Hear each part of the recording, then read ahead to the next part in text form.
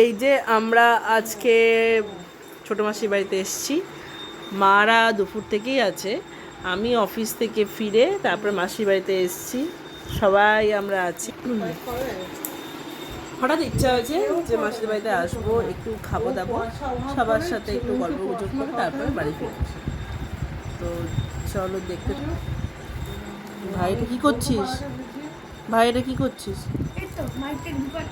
ও আচ্ছা, তুই কি টিউশন থেকে এলি? আমি টিউশন থেকে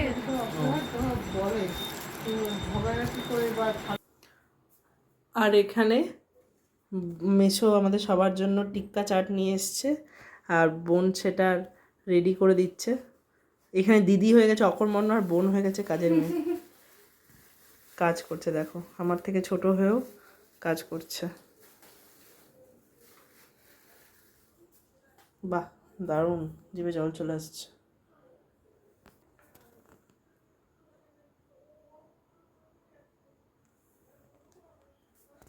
এই যে ভাই, আমরা সবাই টিকিয়া চাট খাচ্ছি, দারুণ খেতে। এই যে বোন দিদা, দেখো দারুণ দেখতে। এই দেখো চাট, হ্যাঁ আমিও।